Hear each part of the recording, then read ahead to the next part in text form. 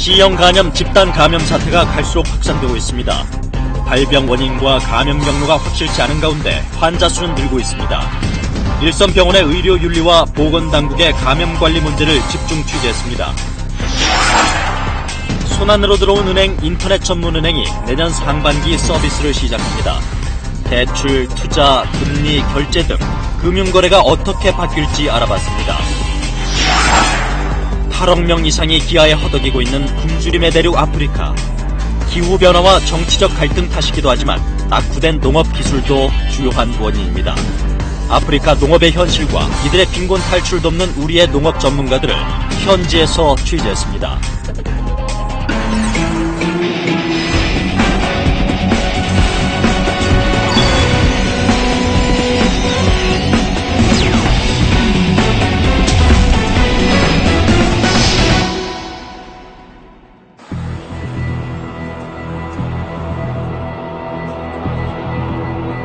저와 저희 아버지가 감염되셨거든요.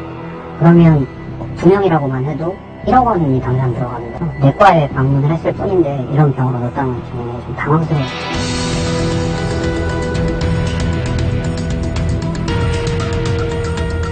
배에다 계속 주사인지 친구들 엄청 찔렀지. 지방 분해한다고. 참 그런 게 얼마나 주사를 받았는지 수가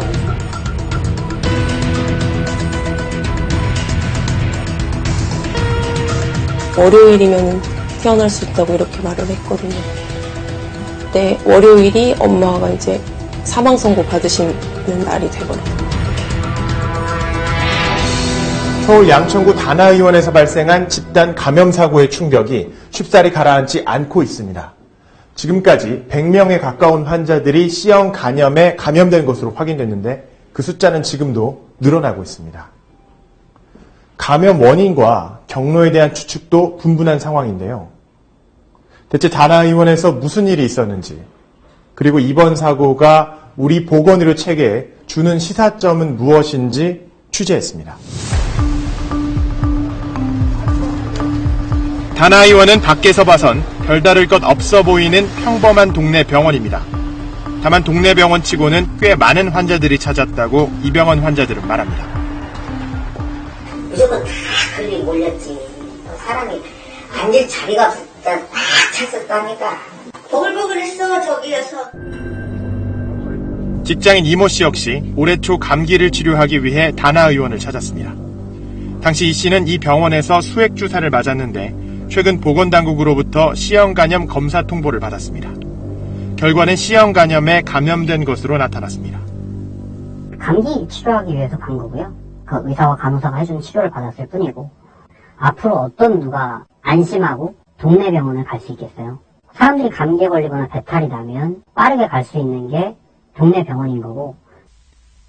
이 씨와 비슷한 시기에 다나의원에서 수액 주사를 맞았던 이 씨의 아버지도 C형 간염에 감염됐습니다.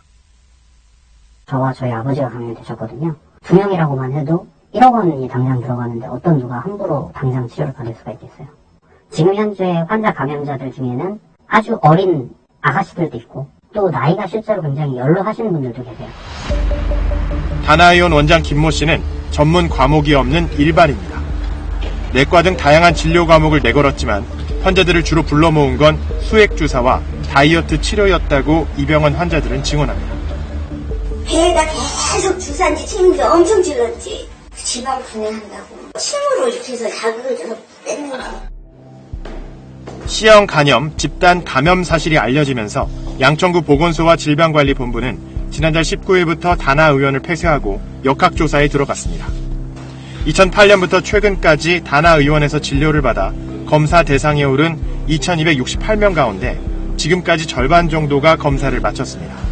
이 가운데 C형 간염 감염이 확인된 환자는 78명. 감염자 수는 계속 늘고 있습니다. 동네 의원에서 어떻게 이런 대규모 집단 감염이 일어난 것일까? 취재진은 환자들의 진술을 토대로 폐쇄된 병원의 내부를 재구성해봤습니다. 평범한 병원 외관과는 다른 독특한 내부 구조가 눈에 띕니다. 무슨 캔막이가 다 있고 그냥 다 누워요. 사람들 다 합쳐있어요. 뭐 수영하면서 뭐 하는 사람 뭐 이제 종류별로 있겠죠. 한 번은 누우라고 놓고 한참 있다가 그냥 왔다는.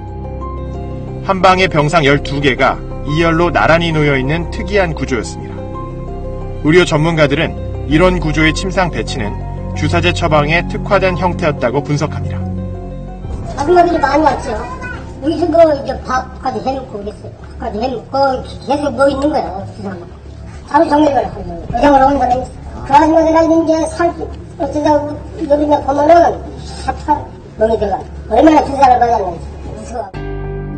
건강보험 심사평가원에서 밝힌 지난해 다나의원의 주사제 처방률은 무려 98%. 병원 환자 100명 가운데 98명이 주사제를 맞았다는 이야기입니다. 우리나라 전체 의료기관의 평균 주사제 처방률 20%에 비해 4배가 넘는 수치입니다. 다나의원 같은 경우에 저희가 1년에 4번 이상 주사제 처방률이 굉장히 높은 것을 지적하면서 지역별로 또 종별로도 비교를 해서 그 데이터를 제공하고 그걸 시정할 것을. 실제로 KBS 취재 결과 다나의원은 올해 상반기에만 2,400여 건의 주사제를 처방한 것으로 집계됐습니다. 2014년에는 1년 동안 4,500건의 주사제를 처방했는데 365일 연중 무휴로 병원을 운영했다고 계산할 경우 하루 평균 12건을 처방한 셈입니다. 심평원이 파악할 수 있는 자료는 건강보험 급여 항목뿐이어서 알부민 등 시중에서 인기 있는 비급여 주사제까지 포함한다면 주사제 처방 건수는 더 늘어날 가능성도 있습니다. 주사 한 번에 2만 원에서 10만 원까지 하고 10% 미만의 낮은 원가율을 고려하면 다나의원이 벌어들인 수익은 연간 수억 원에 이를 것으로 추산됩니다. 일반 포도당 같은 경우에 그런 거는 이제 급여 신청을 했다는 것이죠. 거기에 추가로 비보험으로 마늘 주사니, 백옥 주사니, 비타민 주사니 이런 것들을 하면서 이제 그 주사기를 돌려 쓴 거거든요. 그렇기 때문에 이곳은 이제 그냥 수익만 맞는 곳이었던 거죠, 사실. 다나의원이 10년 가까이 이른바 주사제 장사에 가까운 의료 행위를 해왔다는 지적이 나오는 이유입니다. 주사제 처방률이 다른 병원에 비해 압도적으로 많은 이상 징후를 포착했지만 심평원과 양천구 보건소 등 보건당국이 병원을 현장 조사하거나 의료진을 면담하는 조치는 없었습니다.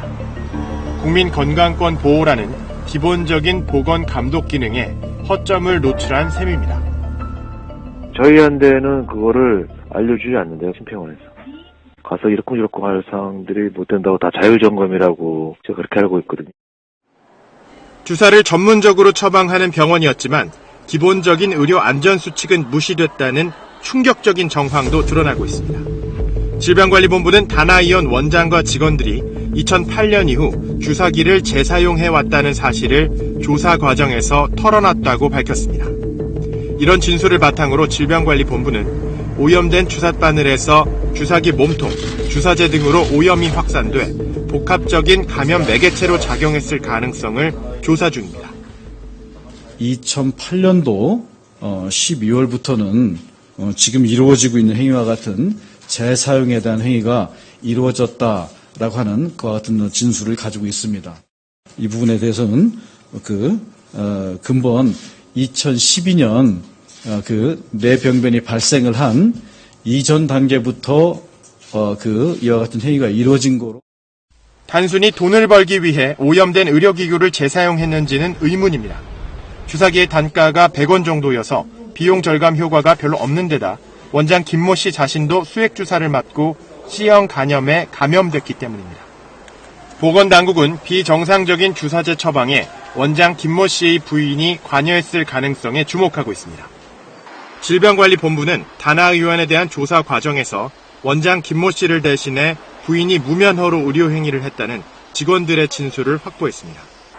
정부는 이번 사고를 계기로 의료인 면허신고제 개선 협의체를 구성해 내년 2월까지 면허제도 개선 방안을 마련할 계획입니다.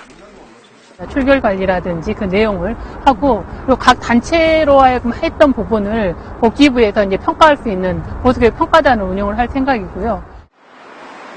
하지만 정부가 모든 의료인을 일일이 관리 감독할 수 있느냐는 측면에서 실효성에 의문이 제기됩니다. 자율 규제가 현실적 대안이지만 의협의 산하 조직인 지역의사회는 느슨한 친목 모임에 그치고 있는 실정입니다. 의사협회 아니면 지역의사협회인데 이런 곳이 기능이 거의 없어요. 이런 윤리적인 부분이나 이렇게 동료 의사들을 가지고 감시 감독할 수 있는 기능이 없다는 것이죠. 내부적으로도 정말 얼토당토하는 이상한 시술이나 이런 걸 하면 영국이나 이런 나라에서는 그 사람을 위원회에 소환해서 제명시켜버립니다. 양천구 보건소는 다나의원 원장 김모 씨 부부를 형사 고발하고 면허정지 등 행정처분을 검토하고 있지만 환자들의 고통은 계속되고 있습니다.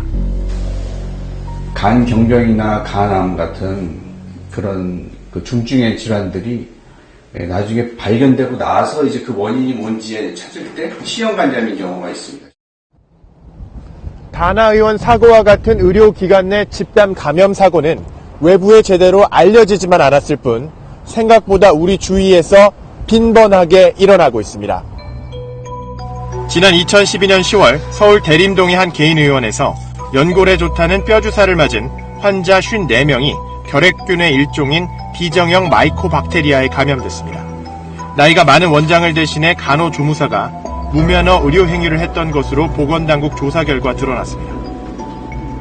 원장이 근무를 했는데 간호조무사한테 좀 이렇게 진료를 조금 맡긴 게 있죠. 추후 그런 교정을 하면서 이제 그 간호조무사한테 일임을 한 것들이 있습니다. 주사를 시술한 간호조무사는 경찰 수사가 시작되자 목숨을 끊었습니다. 이 병원의 원장은 1년의 실형을 살고 풀려났지만 의사 면허는 여전히 유효합니다. 하반신 마비 등으로 고초를 겪은 환자들은 아직도 악몽 같은 시간을 보내고 있습니다. 지금도 저는 이제 휴유증을 가지고 있어요. 실제로 이제 너무 늦게 발견이 돼서 약물로도 이제 균이 다 갉아먹은 상태여서 그 의사는 항상 그 병원에 있었고 모든 지시를 하는 걸 다 봤었는데 죽은 사람이 말이 없다고 글로 넘긴 적이 되어서 집단 감염에 대해 보건당국의 조치가 제대로 이뤄지지 않은 경우도 있습니다. 이현정 씨는 3년 전 갑작스럽게 어머니를 잃었습니다. 관절염 수술을 위해 병원에 입원했던 어머니가 수술과 관련 없는 폐혈증에 걸려 숨진 겁니다. 수술하기 전날 입원을 하셨는데 그 수액 같은 걸 맞으시고 그날 밤부터 열이 나셨어요. 의사도 그러니까 금요일 날 수술을 했는데 일요일쯤이면 원래 퇴원을 할 수 있는데 일요일이니까 월요일이면 퇴원할 수 있다고 이렇게 말을 했거든요. 근데 월요일이 엄마가 이제 사망 선고 받으시는 날이 돼버렸어요. 국가수 부검 결과 아시네토박터균이라는 감염균이 발견됐습니다. 대한의협은 감정 결과 같은 층에 입원했던 4명의 환자가 같은 균에 집단 감염됐으며 수액주사가 오염되어 폐혈증이 발생한 것으로 추정된다고 밝혔습니다. 하지만 보건소의 역학조사는 이루어지지 않았고 정확한 감염 경로도 밝혀지지 않았습니다. 형사분들이 저희를 데리고 이제 보건소에 가자고 얘기를 하시더라고요. 같이 갔더니 그렇게 작은 병원은 저희가 저희 관할 저희 소관이 아니라고 이렇게 얘기를 하면서 오늘은 돌아가시라고 이렇게 말을 하는 거예요. 이에 대해 사고가 났던 병원은 아시네토박터균은 자연계에 널리 퍼져 있는 균으로서 병원 환경에 흔히 존재하므로 입원 환자 4명에게 감염이 발생한 이유를 알지 못한다고 해명했습니다. 보건당국 관계자조차 중소병원에서 일어나는 집단 감염에 대한 신고와 조사가 제대로 이루어지지 않고 있다고 말합니다. 다나의원에서 문제가 된 C형 간염과 아시네토박터균은 모두 대형 의료기관이 아니면 신고 의무가 부과되지 않는 지정 감염병에 해당하기 때문입니다. 수액 쪽에 여러 가지 몇 대 아마 실시를 했을 것 같고요. 뭘 보고가 들어가야 뭐지 엑스를 할 거 아닙니까? 시험 간염은 아니까 들킨 거지. 다른 의료기관 안 많지 않을까 아니겠습니까? 의료인의 윤리의식 부족과 허술한 면허와 감염 관리가 맞물리면서 빚어진 집단 감염이라는 비극. 감염 관리에 대한 보건의료 체계의 근본적인 개선이 없다면 또다시 반복될 수 있습니다.